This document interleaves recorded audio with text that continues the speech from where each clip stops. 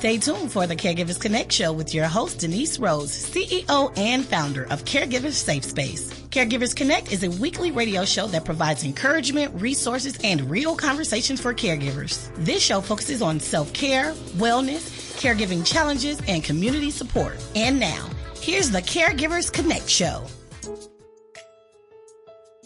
The Caregivers Connect on Rejoice 102.3 FM radio, where we care for those who care for others. I am your host, Denise Rhodes, founder and CEO of Caregivers Safe Space. I am so excited about today, and when we come back from this break, I will be sharing who we have. It's going to be a phenomenal show today, so why don't you all get the young people. This one is about the champions for youth, and I want America's Big Sister. So I want you all to get the young people on the radio today. So if you can, we're going to go to a break, and we'll be right back.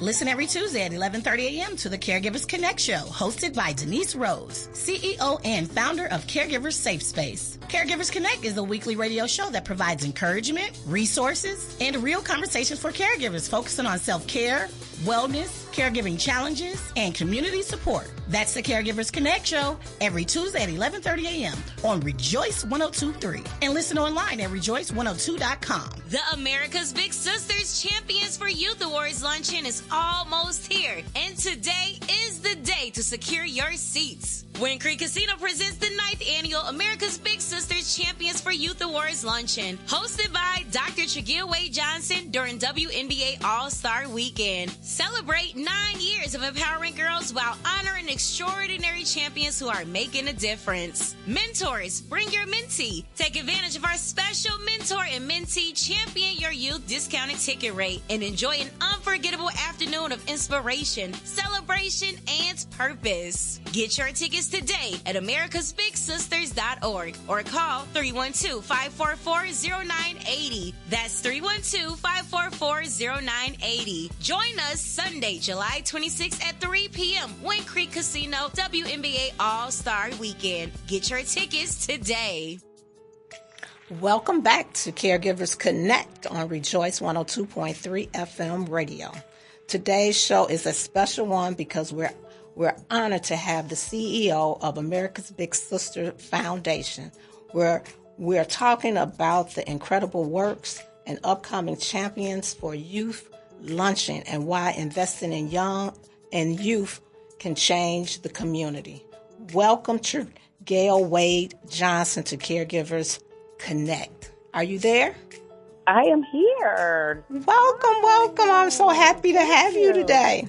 Listen, just happy to be a part of this and absolutely happy that you're actually one of our amazing honorees. So thank you for having me and thank you for accepting. Oh, we're going to get to that a little bit later. We want to know a little bit about who you are, Dr. Tragil Wade Johnson. That's what we want to know. We want to know who you and why you started Big Sisters, America's Big Sister Foundation. Awesome. Well, let me start by saying this is America's Big Sister Foundation is the second organization I've started. I'm a philanthropist, so for the last 19 years, I've been in this space of giving back to the community of Chicago, which is the community that I was born and raised in, a community that I call home. A community that I saw a lot of things happening, and growing up on the south side of Chicago really put me in position today where I feel like, when you're from Chicago, you're stronger, you've battled through some situations, and we definitely can talk about some of those battles that I've experienced, but I feel that I've infiltrated the camp of what young people go through. And so for the last 20 years, or 19, I keep saying 20 because I'm so excited to get to that 20, that I've been giving back, right, to the space that I know I wish I was, I wish I had, right? I wish I had when I was growing up. So that's my story. And so America's Big Sister, we started 9 years ago. after retiring from my brother's organization, which is Dwayne Wade's World Foundation. We started up this movement for girls. There was a need. We saw the growing numbers, not only in the mental health space, but that we found a lot of our girls even with incarceration and issues and anger, and just so much was going on. And there was a shift back in 2017. And I remember the violence was increasing, and we actually, as a family, found ourselves dealing with the gun violence of Chicago. We lost my cousin during that time as well. So 2017 came, and I said, you know what? I got to do something about this space. I got to do something. And we started off with our conferences where we gathered girls together, all ages, all backgrounds. We take them into a place, because I feel like if they can be what they can see, you know, and so how can we get them in front of amazing women that has already done some great things like you, right? How can I do that, right? We keep asking them to make a choice, but we're not giving them another choice, right? It's like, come on, guys, we need you to choose well, but let me make sure that I bring some women in the room that you will be able to see them, and you can say, oh, wow, I can do that. And I've experienced that, you know, and I felt that bringing something together like that. And we started in 2017. We also, you know, we did it at Robert Morris College because that was a big deal, me using colleges at the time to allow them to even visualize themselves there. So we started off with the conference, and it grew from there. Oh, I said a lot. I know it. But no, I love everything that you're saying, because the youth is our future, and so we have to be that example. I'm a firm believer that children learn by example, not what you say, but what you do. You do. That's it. Yeah, that's it. But so I understand. Get them in front of them. Yep, I understand also that you have motherless girls as well. Yeah, so we started with the conference, and it was really COVID, around the COVID time. But you know, we would try to now, you know how you sit still and you say, wait a minute, this was a yearly program, but now I wanted to do year-round programming. And what does that look like for me? And I can remember crying when I thought of the girl. I thought of my, number one, I thought of my cousin who left behind, you know, 3 girls herself when she passed. So I always say, I remember Summer, which is my cousin who was the oldest of the group. And then I could remember saying to myself, wow, I experienced that too when my mother was incarcerated. So I began to build around the fact motherless doesn't mean that mom has transitioned. Mom could have been in prison like my mom. Mom could be, you know, addicted to drugs, or mom could have mental health, but we're talking about mom that is not present. And what did I need in that time? So we built out this mentoring program that really touched these young people, right? We started around the holidays. You know, the holidays are the toughest time. So we wanted to make sure that we did our Christmas events and Thanksgiving and, you know, assist the families that are now raising or helping raise these young people. So we're assisting grandmothers. We're assisting, you know, aunts and sisters, you know, people that are saying, hey, I'll sign up. This is actually a program also that we talk about Kins Care instead of foster care. So these are young people that are in the Kins Care space. So there's, again, family members, friends trying to do their best to, you know, fall in place, or I should say, fill the gap where the missing part is. So that's where our mentoring program for motherless girls started. And, man, we wanted to make sure we got them through high school. They are the top rate dropout rate, and they are the ones that, you know, has the highest number, I should say, of dropout. So I was like, man, if we can get through high school, because I just kept thinking of me. I just kept saying, man, once I got through high school, I was ready to go. Like, I was ready to do more. Let's get them through high school. Let's get them, you know, through this hump. And so we did. We built mentors around them. We created that, and all of our girls got through high school. So we were really excited about that motherless care program. I love this. I really love this because it kind of ties in with caregivers, because you are basically being the caregiver to the youth. Yes. I really love this because, you know, we have to be that example. And then also with the caregiving part, as you know, with caregiving, at one point in their life, they're going to be, you're teaching them compassion. You're teaching them that to Yes. pour back into somebody else. I just really love Yep. where your organization is going with this. That's it, the empathy, right? Because they're saying that our young people are lacking that, but having the empathy for others. Yes. And this is where what you say caregiving is about. So we have a lot of caregivers, you know, like, and it's like, how do we support the caregivers, right? That's a big deal too. So so I've talked to so many grandmoms grandmoms be like, oh, please help, you know, because they're helping, they're doing whatever the best they can. But how could you, you know, come in? So I have some fun stories. I have fun stories where I've had to go. Because the program moved, this motherless program went to 4 states. It was Chicago, it was Miami, it was Kansas City, and I think we did Milwaukee. And so the 4 states that we did this program in, we just took girls that found, you know, we partner with, this is how we will find them. We partnered with schools. So school counselors will identify them because this is a hard group to find, right? They're not around, you know, talking about, I don't have my mom. Matter of fact, this is the hardest group to locate. And so we had to partner with schools in the community to identify them.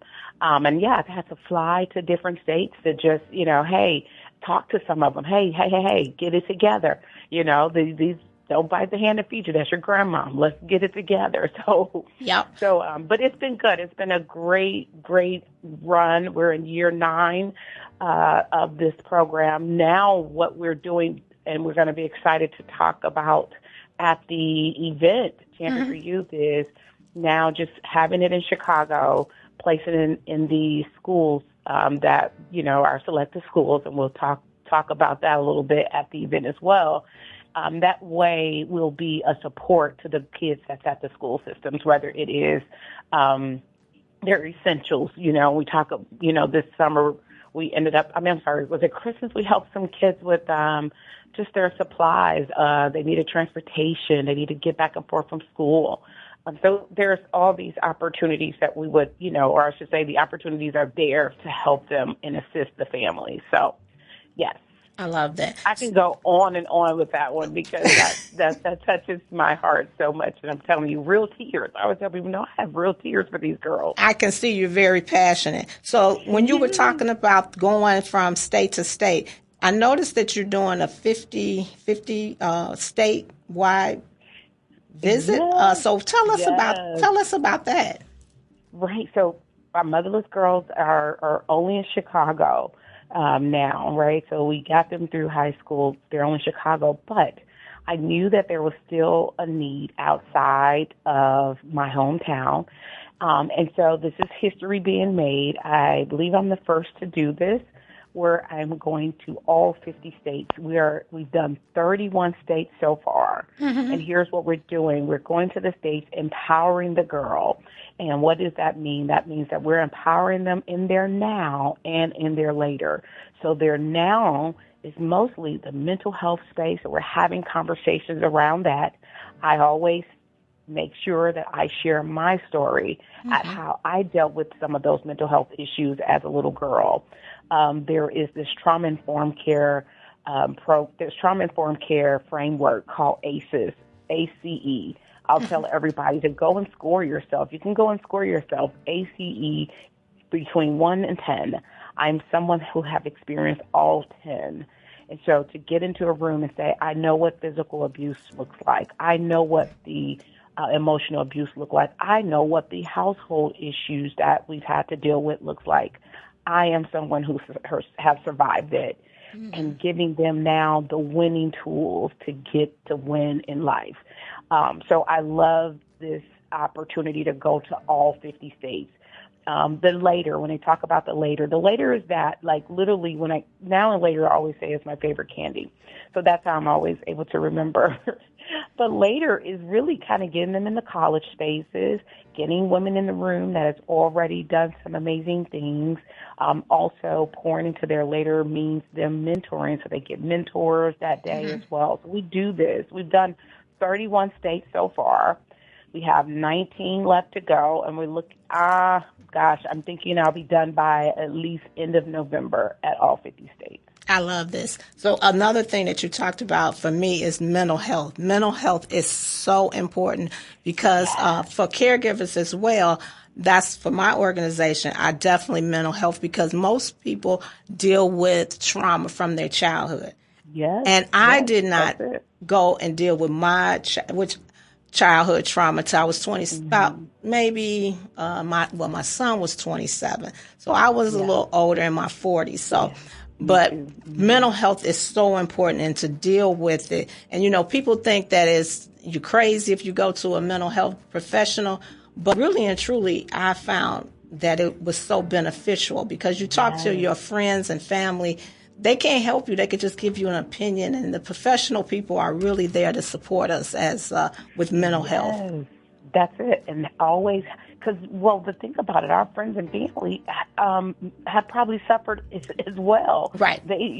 So that's why I said, nope, I don't want the blind to lead the blind here. Exactly. So I'm not a mental health professional, but whenever I speak, I make sure that I partner with someone that will then come in and help them with even mental health tools, right? What to do, how to overcome. I do teach leadership in that space. So, going into the rooms and speaking to the adults, right? So most of our conference have that adult space. So we can go in and explain to them, these are the side effects. If you're seeing this is what we're dealing with. And here's how we could do better when we talk to our young person. Instead of saying, what's wrong with you? Ask them what happened. Tell me what happened, right? That's the word. What happened? What, because again, this is when they're acting out or they're angry, what happened? Not what's wrong with you. Like, that's the wrong word. So it's a lot of terms that we can, and we're learning as we go. Yes. Because I'm 65 and girl, I'm still learning how to deal with the youth. Because, my daughter is in her 40s. My son is 38. So that generation had different issues. This generation have new issues. I have grandchildren, 16 and 13, and they're boys. So, I'm trying to learn the language, understand the culture. It's a whole lot to learn. And, you never stop learning. This is probably the first time that we're seeing the mentorship being by mentor, try mentor, by mentor, where it's kind of bilateral. So they're teaching us, we're teaching them. Yep. Right? And so I would say take that approach. A lot of us take the approach, we are trying to help mentor young girls or young boys, and we just take the approach of we got some answers. But the reality is, yes, we have some, but they have some too. And so this is probably one of the first times that this is important when we talk about mentorship because there are some things we don't know, right? The technology of life, how they're getting a lot of information. When we talk about social media, how their brains are being programmed, right, based off of what they're listening to, watching, seeing. Yes. Okay. So, yes, that's it. Just kind of thinking through all of that. Oh. Are you still here? Yep.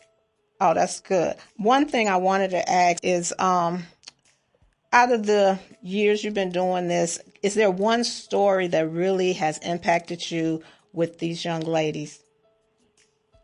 When it comes to the girls, I think the story that I talked about, I actually talked about it on Fox, is I talk about my baby Janika. Okay. So she'll probably be there. A champion for youth. I only smile when I say her name because she's shy. So if she hear her name, she's going to be like, oh, my God. But she was a young lady that signed up for the program. Her aunt brought her. We shout out Denise as her aunt, who has been there to support her. But she's someone that came into the program, and it took her. Sometimes it just takes a story, like her hearing that she can believe further. There is hope for her, and she just started off by just hearing my story. Why do I share my story with them? A lot. I go from third grade, and I tend to stop around 19 years old. I kind of take them through the journey of all I can remember that came against my light, right? For me not shining my light bright. That came against my destiny. That came against the success that is on my life. That came against the favor, like all the things that came against me being who I am today. And we talked through that. Now, Janika, college student, successfully being able to continue on past, so she's past high school, she's in college now. She now has donated her time to America's Big Sister Foundation, and continue to donate her time, even through college, even through what she does. And so to me, whenever you can take a program, benefit from it, but then give back to it, that's a success story for me. And she continues to give back, which is why we're probably going to see her. She's probably going to take off to be with us on Sunday. Oh, that's great. So how can anybody become a mentor? Because so far what you're saying, I would love to be a mentor to some girl. And so how can we go about becoming a mentor if someone is listening today that wants to do that? Well, here is what I'm asking, because we're no longer partnering them together. Okay. So I have a pledge where we're asking you to pledge the partnership. We're asking you to pledge to be a mentor to a girl in your community, to a girl in your family, to a girl that you could find one. And then when you find one, we're working on right now an opportunity to give you information to continue to help basically give you the tools you need to be a great mentor, right? Because I'm going around the 50 states right now, and this is a pledge that we want everybody to do, because I know for sure we did it in our small group. And I think we were great success at it, because I tell people, even a text message, I know you want to communicate with them, you want to help them articulate, but even text messaging helps. So we're working on that infrastructure to give everybody the tools they need once they pledge at how to be a mentor. So keep your eye on our website, Americas with an S, Big Sisters with an S.org, if you're listening. Okay, great. And what now? We're going to go into what's happening this weekend you want to share. And can people still purchase tickets? You can still purchase tickets. My team, they know how I am. They was like, no, don't cut it off. Okay, right? Don't cut it off. You still got a radio interview to do. Don't cut it off. I'm like, okay. So we do. It's still open for us you can still purchase tickets. We sold out of our original number, so we're on the overflow right now, and I'm really, really excited about the overflow of people coming. And so we're looking at a room of maybe probably over 300, maybe about 300. And then we'll have to cut it off. So we still have, I think we had about 20 to 30 tickets left. So we're saying go out and grab your ticket, Champion for Youth, and I call it America's Got Big Sisters. And so I'm not the only big sister. You're a big sister, right? You're doing the work. And so that is what they're going to meet. They're going to meet some America's big sisters in the Chicagoland area. So we're definitely going to have that. We have red carpet this year. So you're going to definitely have the opportunity to do your red carpet. Upstairs, we'll have a couple of, we call them our celebrity authors that will be there. My mama will be one. She's definitely one, Mama Wade, with her new book. We also have, here I go with the names. Come on, Craig Hodges, three-time champion from the Chicago Bulls. He'll be there doing some autographs as well with his new book. We'll also have a few WNBA players have been invited as well. We have Val Warner will be helping us host it for the day. So look, I'm thinking of all the, we have a few activations, right? So we'll probably have a few activations when it comes to the basketball area because of the WNBA weekend.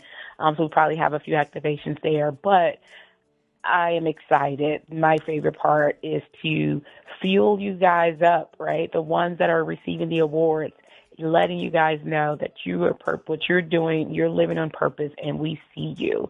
How important is that to know that someone sees you, sees what you're doing, and want to honor what you're doing in the community. And so that's going to be my favorite part to do the honoring. We do have because you're a champion, we do have some championship rings that we'll be giving out to you guys as well. Yes, so that's going to be fun. So that's generally my favorite part of it. And I cannot forget to shout out Wind Creek Casino. So Wind Creek Casino, as a nonprofit, their organization understand the importance of the community, and so how they came on as a presenting sponsor for us is amazing.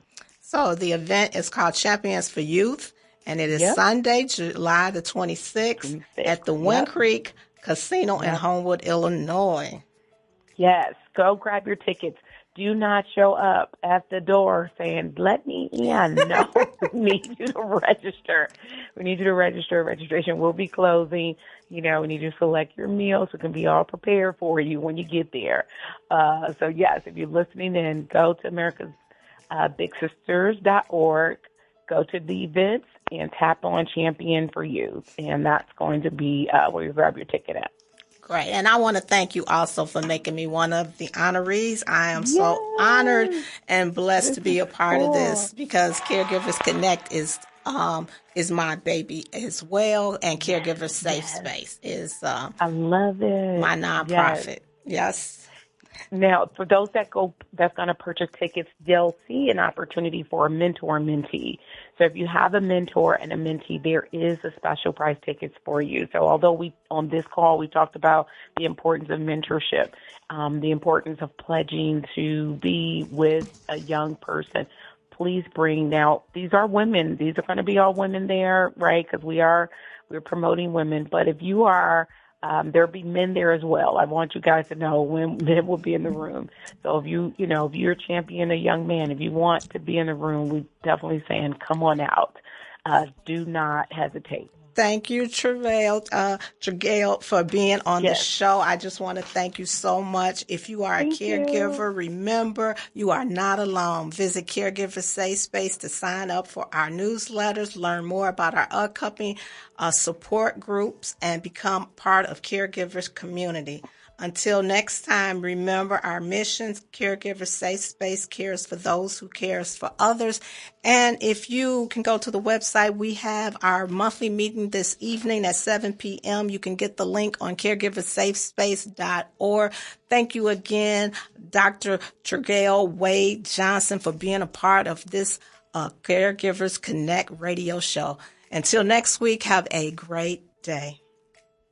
Listen every Tuesday at 11:30 a.m. to the Caregivers Connect show, hosted by Denise Rhodes, CEO and founder of Caregivers Safe Space. Caregivers Connect is a weekly radio show that provides encouragement, resources, and real conversations for caregivers focusing on self-care, wellness, caregiving challenges, and community support. That's the Caregivers Connect show every Tuesday at 11:30 a.m. on Rejoice 102.3, and listen online at rejoice102.com. You've been listening to the Caregivers Connect show with your host, Denise Rhodes, CEO and founder of Caregivers Safe Space. To learn about upcoming support groups, events, and resources for caregivers, or if you want to contact us to share your caregiving stories, visit caregiversafespace.org or call 708-996-7302. That's 708-996-7302. Remember, you are not alone. While caring for others, remember to care for yourself. Caregivers Connect, caring for those who care for others.